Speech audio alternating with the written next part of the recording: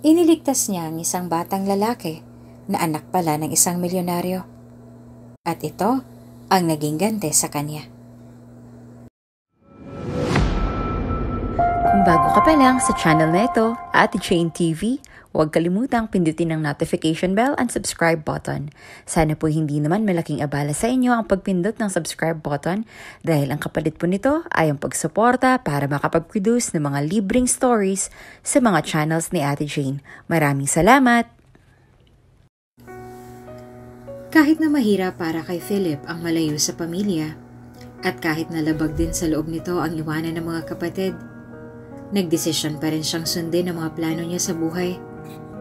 Sigurado ka ba talaga sa desisyon mo, anak? Tanong ng nanay niya bago siya nito marahang hinawakan sa braso. Baka naman magbago pa ang isip mo.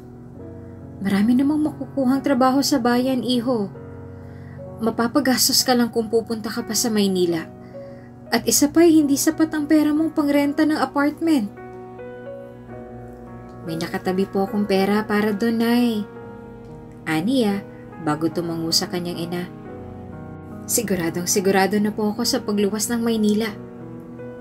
Sinubukan niyang yumuko upang maglibel ang tingin nilang dalawa.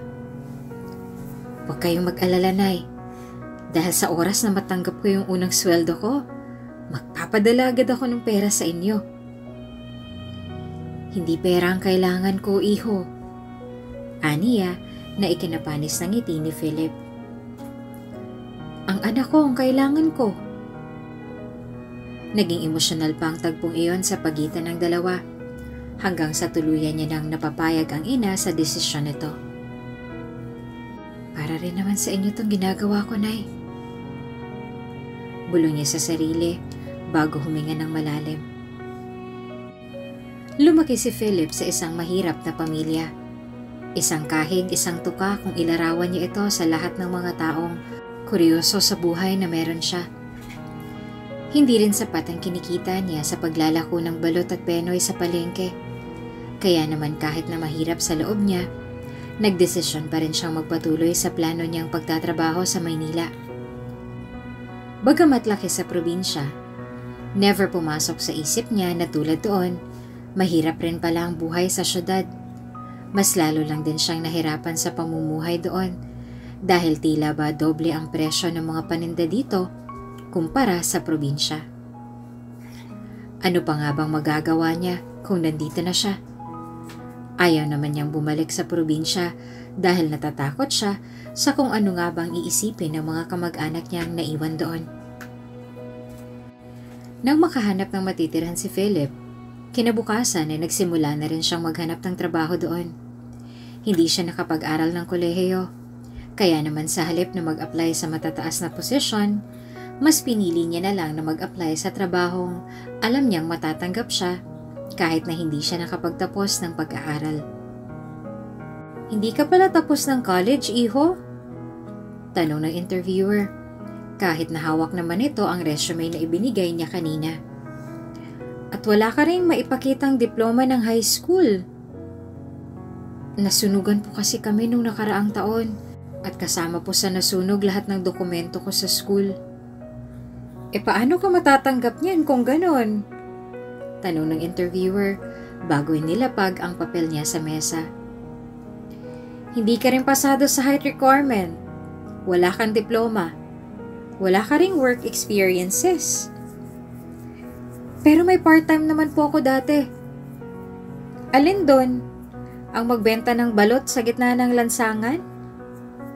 Nagtunog insulto nitong tanong na ikinatikom ng bibig ni Philip. Pasensya na, pero bagsak ka. Wala na sa sariling nilakad ni Philip ang daan palabas.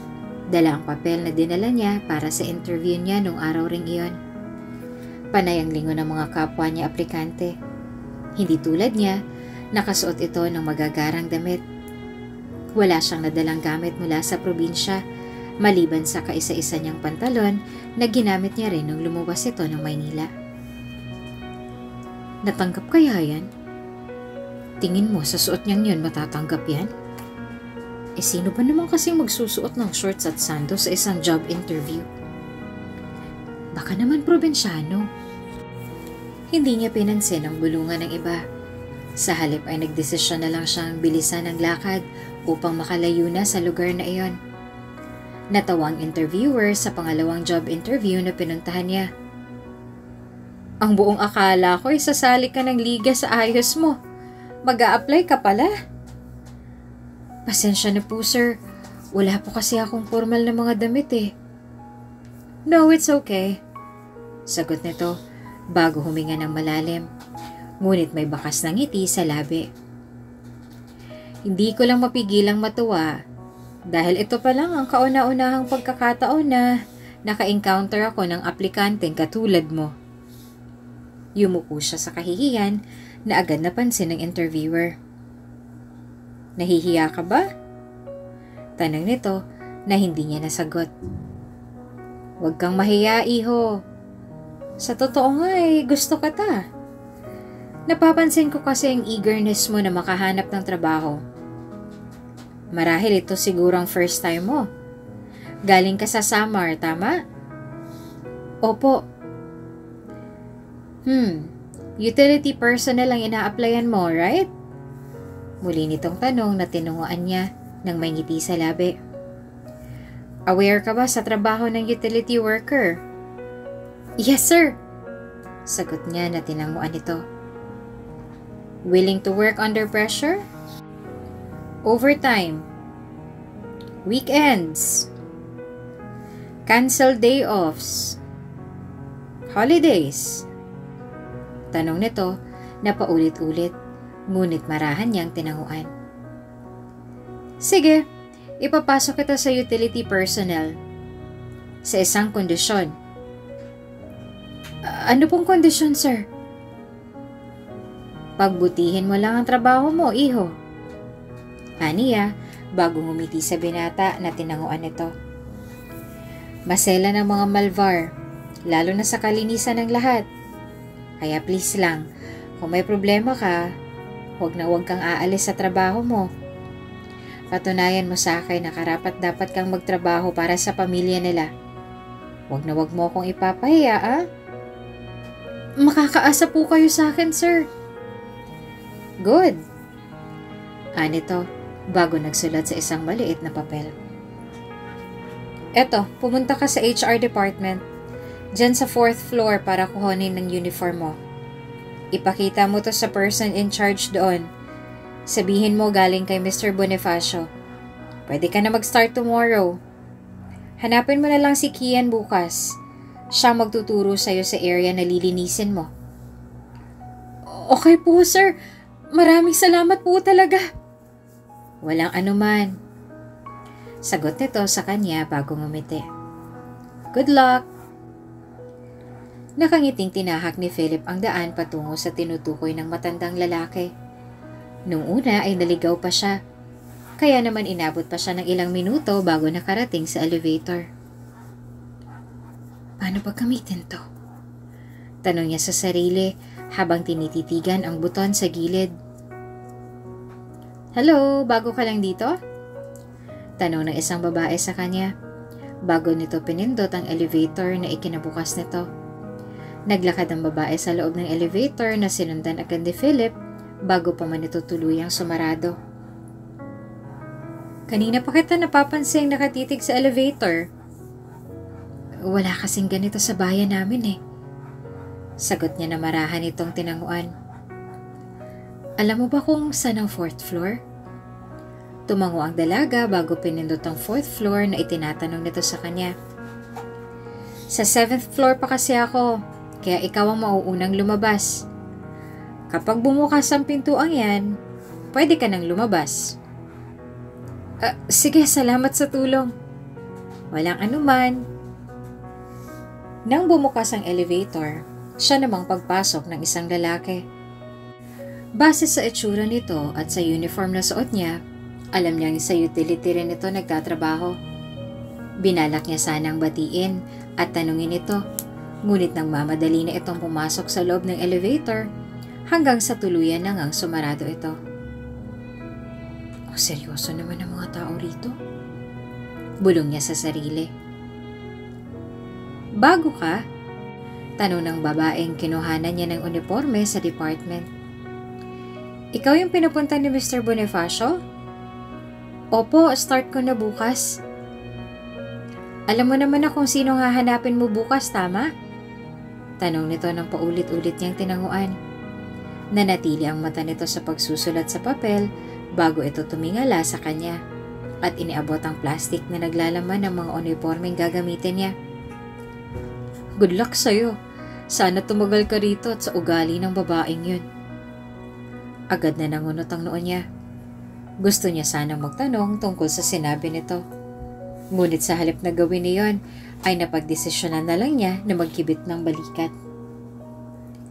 Si Kian ang nag-train sa kanya sa trabaho. Tulad niya ay galing din ito sa probinsya.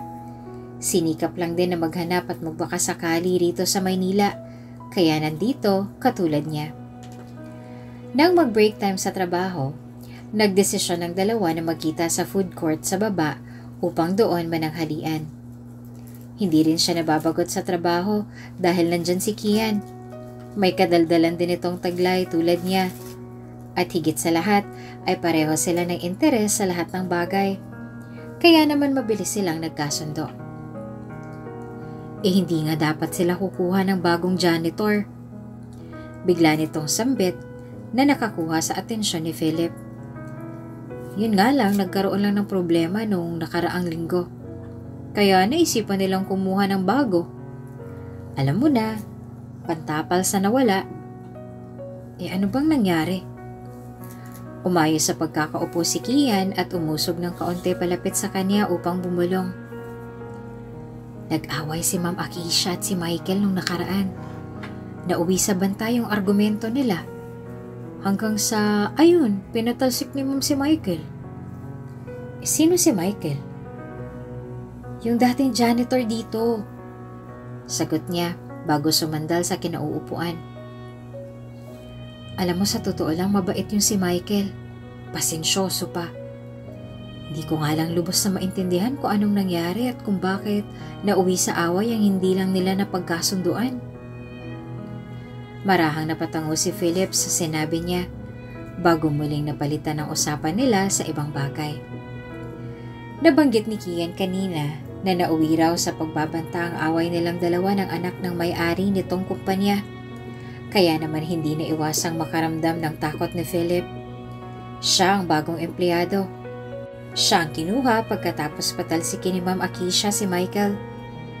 Paano na lang kung siyang balikan ni Michael dahil kinuha niya mula rito ang trabaho nito.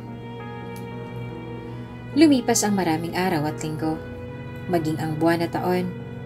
Ngunit hanggang ngayon ay wala namang nangyayaring pagbabanta sa kanya at sa paligid niya.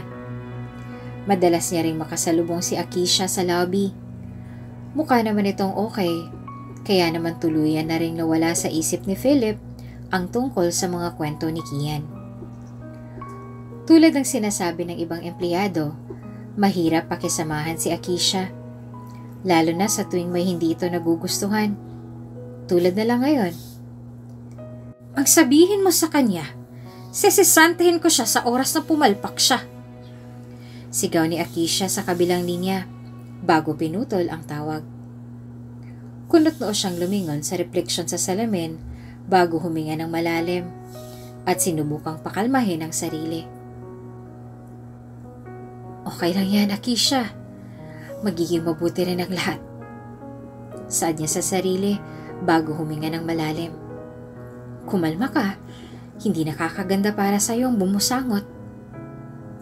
Kitang-kita niya ang pamumutla ng labi niya mula sa refleksyon, kaya naman mabilis niyang kinuha ang pulang lipstick mula sa clutch at marahang nilagyan ng labi.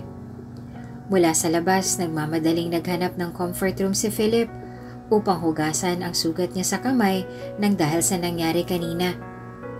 Napasukan ito ng sabon para sa banyo, kaya naman bago pa man ito maimpeksyon, dali-dali na siyang naghanap ng comfort room hanggang sa makita niya ang female comfort room. Kasalukuyang nasa trabaho ang lahat ng empleyado, kaya naman nasisiguro niyang walang tao sa loob. Mabilis niyang binuksan ang pintuan at magkasabay silang napatalon sa gulat ni Akisha nang padabog niyang binuksan ang banyo. Gumuhit ang lipstick ni Akisha sa buong pisngi niya nang dahil sa nangyari.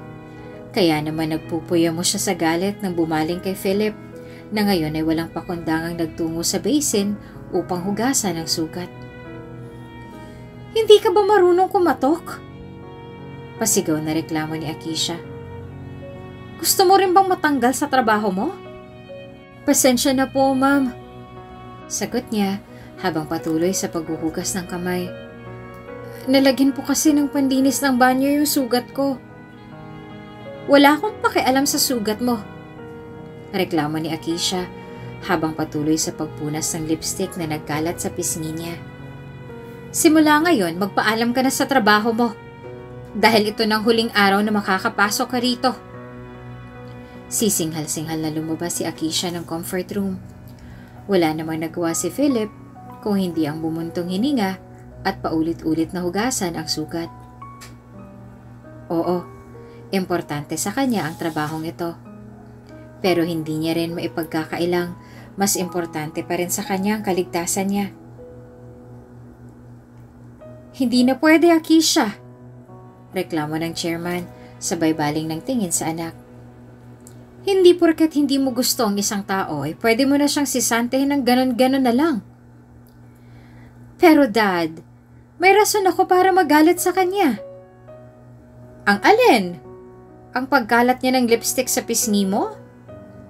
Reklamo nito, nakunot noon niyang ikinahinga ng malalim. For once, Akisha, magpaka-mature ka naman. May anak ka na't lahat-lahat, hindi ka pa rin nagmamature? Habang buhay ka na lang bang ganyan? May pangarap yung tao. May pamilya rin siyang binubuhay katulad mo. Hindi porket nasa taas ka pwede mo na silang yurakan sa baba. Have some decency naman. Kaya ka siguro iniwan ni Aaron dahil dyan sa ugali mo. Pwede ba, Dad? Walang kinalaman dito ang ex-husband ko. Even so? Tanong ng chairman. May kinalaman man siya dito o wala, hindi pa rin ito mababaliktad ang ugali mong patapon. Hindi ko ba alam kung bakit ganyan ang ginawang pagpapalaki sa'yo ng mommy mo? Umismid siya sa sinabi ng tatay bago nag-iwas ang tingin. Mahirap man sila o hindi, tratuhin mo sila ng patas, Akisha. Hindi porket mas mataas ka sa kanila ng ilang palapag, pwede mo na silang yurakan. Dagdag pa nito na hindi niya sinagot. Hindi ka pa rin ba nagtitino pagkatapos ng ginawa sa'yo ni Michael nung nakaraang taon? Baka nakalimutan mong nasa peligro pa rin ang buhay mo at ng anak mo nang dahil dyan sa pag-uugali mo. Nagpatuloy lang ang chairman sa paninermon sa anak na pinalabas na lang ni Akisha sa kabilang tenga. Sanay na siya sa mga sermon nito, kaya naman minsan ay hindi niya na dinadamdam at isinasa puso lahat ng pangaral nito sa kanya na mukhang nakuha rin ng anak niya. Gabriel! Sigaw ni Manang Leticia, isa sa mga nani ng anak ni Akisha. Kasabay ng pagtakbo patungo sa loob ng comfort room. Ano na naman ginawa mo? Sinubukan ko lang naman pong mag-drawing. Sagot nito na ikinahilamos sa mukha ng kawawang ginang. May masama po ba dun? Wala, iho. Pero kawawa yung utility personnel sa ginawa mo. Sagot nito sa bata, bago nito hinawakan sa braso ang bata at hinila palabas ng comfort room. Alam mo ba kung anong mangyayari sa mga empleyado ng kumpanya ng lolo mo kapag ipinagpatuloy mo yan? Matutuwa po sila? Matatanggal sila sa trabaho. Sagot ng matanda, bago sila tuluyang umalis sa lugar na yon. Hindi na talaga ako magtataka na anak ka talaga ni Ma'am Akisha. Pareho kayong walang pakialam sa mga empleyadong katulad ko. Nilisan nila ang lugar na yon nang walang nakapansin sa kanila, maliban sa CCTV footage na nakakabit sa floor na iyon. Kinabukasan ay nakatanggap ng memo si Philip galing sa mataas. Maging si Kian ay nangmunot ang noo nang dahil sa nangyari. Anong ginawa mo, Philip? Takang tanong nito na mariing ipinagkibit balikat ng kausap. Wala ka namang ginawang masama, diba? Maayos ang trabaho ko rito, Kian. Sagot niya na lamang. Baka nagkamali lang. Kinuha ni Kian ang papel mula sa kanya at siya na ang kumumpirma nito. Pero pangalan mo nakasulat dito eh. Kahit na nagtataka sa nangyari, ay minabuti na lang ni Philip na sumunod sa kung ano nga ba ang nakasulat sa memo. Nakalagay rito na pinapupunta raw siya sa opisina ng chairman mamaya. Kaya naman hindi niya napigilang makaramdam ng pagtataka. Ano kayang ginawa niyang mali na pwedeng ikagalit ng boss nila? Inaayos mo ba ng mabuti ang trabaho mo? Sigaw ni Akisha sa kanya na hindi niya inaasahan. Pagpasok niya pa lang sa loob ay galit na siya nitong dinuro na para bang ang laki ng kasalanang nagawa niya. Wala siyang ideya sa nangyayari.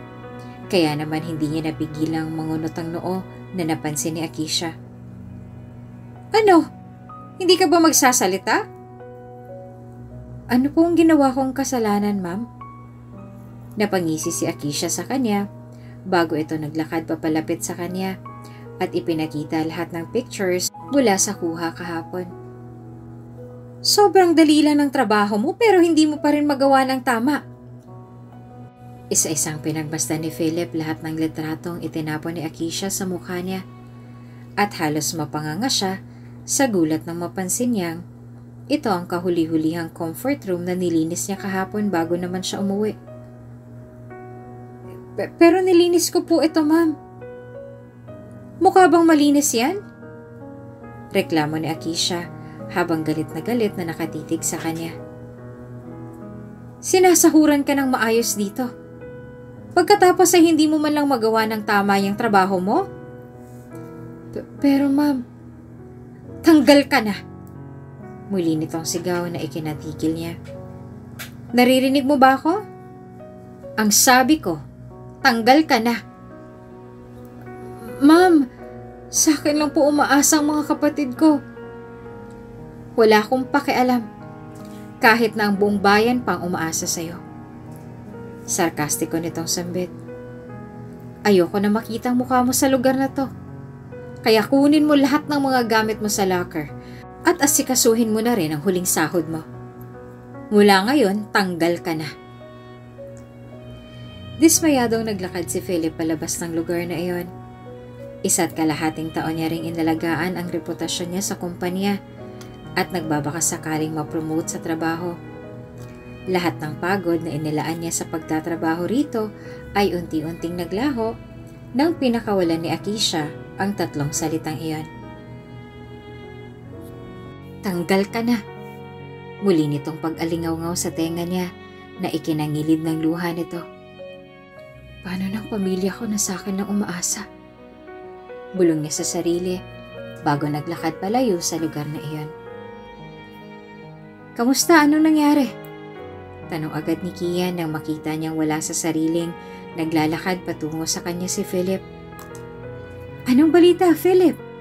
Sinigawan ka ba niya? Tanggal na ako. Maikli nitong sagot na ikinabigla ni Kian. Wala na akong trabaho, Kian. Anong sinasabi mo? Hindi ko alam kung bakit. Naguguluhan niyang sambit bago umupo at yumuko sa mga tuhod niya. Naging okay naman ang trabaho ko, diba? Palagi naman akong pumapasok. Bago umalis, inaayos at nililinis ko ang lahat. Ano bang sinabi sa'yo ng dragon na yon? May ibinakita siyang mga picture sa akin tungkol sa comfort room na inayos ko kahapon bago pa man ako umuwi.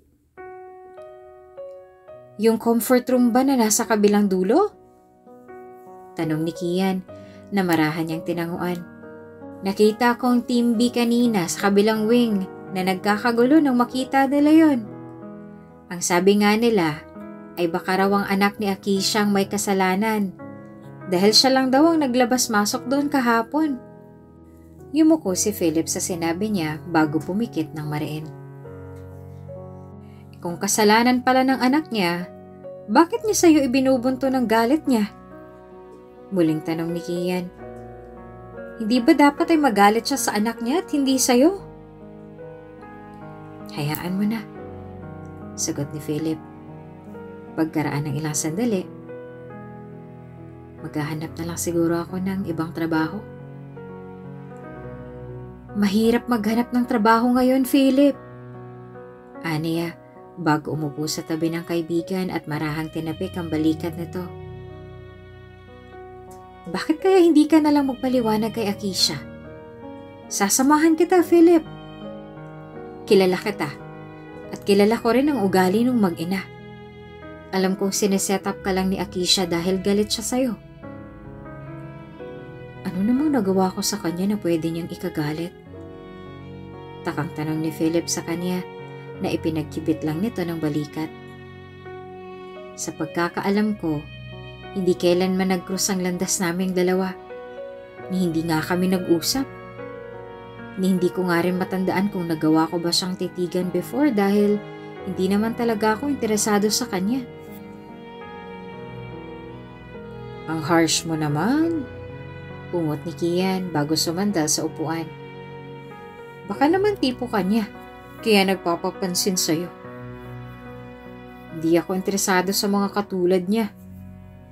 Kunot noon itong sagot bago tumayo sa kinauupuan. Saan ka pupunta, Philip? Mag-aayos ng gamit. Sagot nito bago nagdesisyong maglakad palayo. Pinagmasdan lang siya ni Kian na umalis ng lobby bago siya umiling at lumingon sa ibang direksyon. Agad na nangunot ang noon niya nang makita ang pamilyar na figura ni Michael na ngayon ay nakasuot ng itim na face mask. Kahinahinala rin ang suot nitong itim na jacket, kaya naman hindi niya naiwasang lumapit patungo rito. Michael! Tawag niya na aligaga nitong nilingon. Paano ka nakapasok dito? Paano ka nakalusot sa security? Akala ko ba band ka na rito? Wala kang pakialam, Kian. Sagot nito, bago siya nito tinulak at tumakbo palayo. Agad na nangunot ang noon ni Kian nang dahil sa ikinilos niya bago siya nagkibit ng balikat at bumalik sa trabaho. Hindi pa man nakakalimang minuto si Kian sa paglilinis ng comfort room ay nakaramdam na siya ng bahagyang pag-alog ng sahig at kasabay nito ay ang pagsabog mula sa opisina ng chairman. Ano yun? Natatakot niyang bulong sa sarili bago siya lumabas. Nagkagulo na sa labas. Hindi na magkamayaw ang mga empleyado sa pagtakbo palabas ng lobby. Wala naman siyang nagawa kung hindi ang mangunot ang noo dahil sa dami ng mga empleyadong nagkukumahog na umalis sa lugar na iyon. May sunog raw sa 5th floor! Sigaw ng isang empleyado. Nang dahil sa nangyari, ay tumakbo siya patungo sa hagdanan upang hanapin si Philip dahil doon ito nagtungo. Paano na lang kung masawi si Philip? Alam niyang si Michael ang suspect sa sunog na ito. Kaya naman mabilis niyang tinawagan ng mga rescuers at ipinaalam ang tungkol sa plano ni Michael. Nahinto siya sa paglalakad nang makita niya ang chairman at si Akisha na ngayon ay nahihirapang inaakay pababa ng hagdan ng ama. Ano pang itinatanga-tanga mo dyan? Singhal ni Akisha nang makita niya ito. Tulungan mo ko! Kahit nalabag sa loob niya, kinuha niya ang chairman mula sa kamay ni Akisha. Alam ni Akisha na kasama ni Aling Leticia si Gabriel sa lobby, kaya naman nasisiguro niyang nakalabas na rin ang mga ito nang marinig nila ang alarm na tumunog kanina. Nasaan si Gabriel? Sigaw niya sa mga empleyado nang hindi man lang nito nakita ang dalawa. Nasaan ang anak ko? Nakita ko po ang nanay niya na iniwan si Gabriel sa opisina ng chairman kanina. Sagot ng sekretary niya. Mabilis na dumilim ang paningin ni Akisha nang dahil sa nalaman. Ngunit ginawa niya ang lahat ng makakaya niya upang kumalma at manatili sa postura. Hindi niya napigilang makaramdam ng hilo dahil sa dami ng empleyadong nagkukumpulan sa labas kung nasaan sila. Sa dami ng tao, Nahirapan din maging ang mga bumbero sa pagpasok sa loob ng lobby. "Tabi!" sigaw ng mga bumbero sa mga taong nagkukumpulan. "Huwag niyong harangan ang daan!" "Nasaan si Philip?" tanong ni Kian sa mga kasama niya, ngunit nagkibit lang ito ng balikat. "Naiwan sa loob ang kaibigan ko. Kailangan ko siyang puntahan at tulungan." "Bawal kang pumasok." "Pero nasa loob ang kaibigan ko. Nakakaintindi ka ba?" sigaw ni Kian. Ngunit kahit na anong gawin niyang panunulak sa bumbero, ay pinigilan lang siya nito. "Iligtas niyong anak ko!" sigaw ni Akisha sa bumberong pumigil rin sa kanya. "Kapag may nangyaring masama sa anak ko, sisisihin ko kayong lahat. Naiintindihan niyo ba ako?" "Kumalma ka, Mrs. Buhay ng anak ko nakataya rito!" sigaw nito sa bumbero, bago niya naramdaman ang pagpatak ng luha niya dahil sa labis na galit at takot para sa kaligtasan ng anak. "Kaya wag mong kukontrolin ang emosyon ko!" Nang marinig ni Philip ang sunod-sunod na pagsabog kanina, alam niyang may mangyayaring masama. Dali-dali niyang iniwan ang locker at nagmamadaling bumaba ng hagdan. Hindi niya pa man naihahakbang ang mga paa ay nakarinig na siya ng iyak ng isang bata na alam niyang nanggagaling sa opisina ng chairman. Kahit na makapal na ang usok sa koridor, mabilis at buong tapang niyang sinugod ang nagliliyab na koridor hanggang sa binuksan niya ang pintuan ng opisina nito. "Bata!" sigaw niya nang makita ang isang batang lalaki. "Kaya mo bang gumapang papunta rito?" Umiiyak lang ang bata at hindi alam ang gagawin. Isang malalim na paghinga ang ginawa niya bago siya nagmamadaling pumasok sa loob, kahit na medyo mataas na rin ang apoy. Hinawakan niya sa kamay ang bata at binuhat ito sa likod. Kumuha rin siya ng tela mula sa closet ng chairman at ibinalot ito sa bata. Bago sila nagdesisyong tumakbo palabas ng koridor. Makapal na ang usok sa labas, kaya naman naging pahirapan din para kay Philip ang makakita at makahinga. Unti-unting nawala ng malay sa likod niya ang bata at naramdaman niya ito. Kahit na mahirap para sa kanya, sinubukan niya pa rin tumakbo pababa ng hagdan hanggang sa tuluyan na ngang nawala ang usok. Nagsigawan ang lahat ng maaninag nila si Philip. Napasan ang apo ng chairman na lumabas galing sa lobby. May mga sugat ito sa katawan ng dahil sa nangyaring pagliligtas sa bata. "Gabriel!" sigaw ni Akisha bago tumakbo patungo sa kanya. Bago pa man ito makalapit sa direksyon nila, ay unti-unti nang nangihina ang mga tuhod ni Philip bago siya tuluyang nawala ng malay. Umuungol sa sakit si Philip nang maramdaman niya ang paglalapat ng gamot ng nurse sa binti niyang nagkasugat ng dahil sa nangyari. Bahagya siyang nakahinga ng malalim nang makita ang nakangiting nurse na nakatitig sa kanya at ang puting kwarto kung nasaan silang dalawa ngayon. "Kamustang pakiramdam mo, sir?" tanong ng nurse bago ibinaba ang bulak. "Nakakahinga na po ba kayo ng maayos?" "Nasaan ako?" tanong niya bago niya naalala ang lahat na nangyari kanina. "Kamusta yung bata? Maayos na ba siya? Nasaan siya?" "Okay na po ang anak ni Mr. Malvar," sagot ng nurse na ikinahinga niya ng malalim. "Sa katunayan nga po'y bumisita sila rito kanina upang tingnan kayo at ang sugat na natamunin niyo." "Sige, maraming salamat," sagot ni Philip na nakangiting tinanguan ng nurse. "Sinisanti mo ang lalaking yon?" Muling singhal ng chairman habang nasa loob sila ng kwarto ni Gabriel. "Nag-iisip ka ba talaga, Akisha?" Malungkot na pinagmasdan ni Akisha ang anak niya bago siya nagdesisyong huminga ng malalim at iniabot ang kamay nito. Paano na lang kung masamang tao palang lalaking yun at hindi niya nagawang isipin na iligtas ang apo ko mula sa sunog? Paano na lang kung hinayaan niya na lang ang apo ko na mamatay sa lugar na yon bilang kabayaran sa kakitiran ng utak mo, Akisha? Dad, hindi ito ang tamang panahon para magsisihan. Kailan ka pa matututo kung ganon? Bulyaw agad ng chairman na ikinapikit ni Akisha sa pagkapahiya. Pasalamat ka na lang talaga dahil sa kabila ng ginawa mong pagtanggal sa kanya, ni minsan na hindi pumasok sa isip niya na maghiganti sa'yo. Galit na umismid sa kanya ang chairman bago umalis at naglakad palabas ng kwarto ng apo niya. Hindi naman napigilan ni Akisha ang pagdaos-dos ng luha niya nang muli niyang maalala ang nangyari sa kanya. Wala ni isa sa mga empleyadong naroon ang naglakas ng loob na iligtas ang anak niya mula sa sunog. Wala ni isa sa mga empleyadong iyon ang nagdesisyong tumulong sa kanya sa pagligtas sa anak niya. Maliban sa lalaking sinisante niya ng araw na iyon. Hindi niya tuloy napigilang makaramdam ng awa para sa sarili at para sa anak. Gaano nga ba siya kasama sa pakikitungo sa ibang tao para maisip ng mga ito na gawing pambayad ang buhay ng anak niya sa lahat ng naging pagkakamali niya? Lubos ang pasasalamat niya kay Philip dahil kahit na hindi naging maganda ang pakikitungo niya rito noong una, ipinakita pa rin nito ang kagandahan ng loob niya.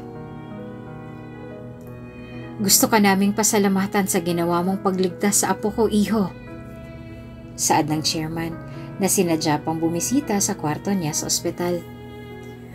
Kung hindi dahil sa ginawa mo, hindi ko na alam kung anong mangyayari sa aming dalawa ng anak ko. Walang anuman po yun, chairman. Gusto ko lang pong makatulong. Ngumiti sa kanyang matanda bago nag-abot ng bugkos ng pera na mariin niyang tinanggihan. Sige na, iho. Tanggapin mo ng perang ito bilang kabayaran sa ginawa mo sa apo ko. Hindi na po. Hindi naman po ako humihingi ng kapalit sa ginawa ko. Gusto ko lang naman pong makatulong. Ngumiti sa kanya ang chairman at nahihiyang tinago ang perang hindi tinanggap ng binata. Kung ganon ay gusto kong mag-report ka sa kumpanya ko sa susunod na linggo. Umalis na po ako sa trabaho, chairman. Tinanggal ka ng anak ko dahil sa isang walang kwentang paratang, iho. Saad niya na ikinagulat ng binata. Alam kong kailangan mo ng trabaho para sa pamilya mo. Kaya sige na. Kahit ito na lang ang tanggapin mo bilang pabuya sa ginawa mong pagligtas sa apo ko. Alam ni Philip na mahalaga sa kanya ang trabahong iyon. Kaya naman kahit na wala na siyang mukhang maihaharap kay Akisha, pumayag na rin ito sa gustong mangyari ng matanda. Kuya Philip! Sigaw ni Gabriel nang makita siya nitong nakatayo sa harap ng opisina ng chairman. May 1 taon na rin simula nang mangyari ang lahat. Hindi tinanggap ni Philip ang perang ibinigay sa matanda. Pero muli niyang tinanggap ang trabahong inoffer nito sa kanya. Ang buong akala niya ay magtatrabaho siyang muli sa utility department. Pero mukhang nagkamali siya sa naisip. Hindi niya alam kung paano siyang pumayag sa gusto ni Akisha nung makipag-usap ito sa kanya. Nang mapansin kasi na mag-ama na napapalapit na ang loob ng bata kay Philip, doon naman sila nagdesisyong gawing babysitter at bodyguard ng bata si Gabriel. Simula kasi nang madakip si Michael ng mga pulis at nang lumabas rin sa investigasyon na kasama si Aling Leticia na hindi nila akalaing nanay pala ni Michael na kasabwat sa nangyaring pagpapasabog, hindi na nagdalawang isip ang mag-ama na ipakulong ang dalawa.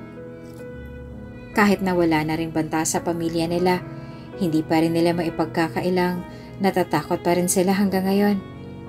Mabuti na lamang at narito si Philip at si Kian na ginawa nilang bodyguard na magbabantay sa kanila 24/7. Nakahingi na rin ng tawad si Akisha sa nangyari sa kanila na mabilis at kusang loob namang pinatawad ni Philip. Kahit na hindi naging maganda ang simula nilang dalawa, natutunan pa rin nilang i-work out ang friendship na meron sila ngayon. Pupunta po ba tayo sa amusement park nila Tito Kian para mamasyal tulad ng pinangako mo kahapon? Tanong ni Gabriel sa kanya na nakangiti niyang tinanguan. Yay! Unfortunately, hindi makakasama si Tito Kian sa gala nating dalawa. Ha? Paano po yan? Ako magbabantay sa inyo, sabat ni Akisha habang taas kilay na bumaling sa dalawa na ngayon ay nakangiting nakatingin sa kanya. Hindi ka na pwedeng mawala sa paningin ko pagkatapos ng lahat ng nangyari, Gab. At saka baka guhitan mo na naman ng pintura lahat ng pader na makita mo. Nakanguso niyang dagdag na tinawanan nilang tatlo. Napapansin ko ng closest ninyong dalawa ng anak ko, Philip. Saad ng chairman na ikinatigil niya sa gulat. Natawa ang chairman sa ikinilos niya. Kaya naman hindi niya naiwasang makaramdam ng kahihiyan. Anong meron sa inyo ni Akisha? Magkaibigan lang po kami, Chairman, sagot ni Philip, kahit na baka sa labi niya ang pagkatuwa nang mapansin ng chairman ang tungkol sa kanilang dalawa. Pero, nagbabala kang manligaw sa kanya? Dugtong ng chairman na nakangiti niyang ipinagkibit balikat. It looks like malapit na rin sa'yo ang apo ko. Philip, unti-unti ko rin nakikita ang pagbabago sa ugali ng anak ko nang dahil sa'yo. Kaya alam kong mas lalo siyang mag-i-improve kapag ikaw ang kasama niya. Nahihiya siyang nagbaba ng tingin, ngunit may bahid ng ngiti ang labi niya. Hindi lubos akalain ni Philip na aanyayahan siya ng chairman na mag-dinner kasama niya. Ang buong akala niya ay kasamang mag-ina sa dinner na ito. Ngunit agad siyang nakaramdam ng nerbiyos nang makita niya itong mag-isang nakaupo sa mesa kanina. Kung may plano ka man na pakasalan ng anak ko, aniya na ikinaangat nito ng tingin sa matanda. Ngumiti sa kanya ang chairman at tumango. Maghihintay ako, iho. Binibless niyo na po ba ang relasyon namin? Natawa ang chairman ang dahil sa sinabi niya. So, may relasyon na nga kayo. Nahihiyang nagkamot sa ulo si Philip na muli nitong ikinatawa. Kailan pa? Maglilimang buwan na po, chairman. Abay, magpakasal na kayo kung ganun. Suhestyon nito na ikinangiti niya. Maghihintay ako para sa pangalawa kong apo. May blessing ka na pala galing sa chairman. Bakit hindi ka pa mag-propose? Natatawang tanong ni Kia nang makita sila ni Philip nung umaga. Huwag mong sabihin natatakot ka. Hindi naman. Sa bagay, saad ni Kian. Bago sumandal sa upuan at natawa sa naisip. Sino nga palang hindi matatakot sa girlfriend mong parang dragon? Ako ba yung dragon na tinutukoy mo?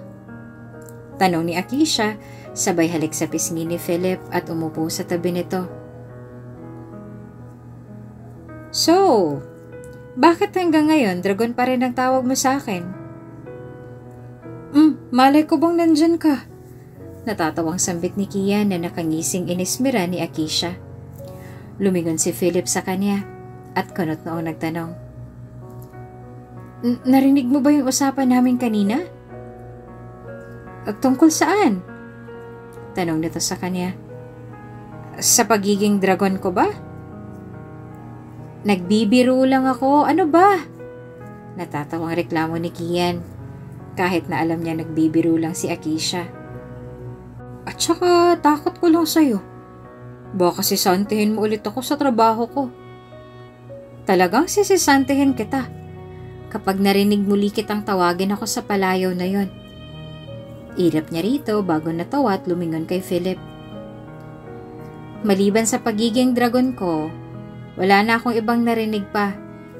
Bakit? May itinatago ka ba sa akin? Nakangiti siyang umiling bago ito hinalikan sa noo na ikinatigil at ikinapula ng mukha ni Akisha. Ayan, para manahimik ka. Natatawang pang-asar ni Kian na tinawanan ni Philip.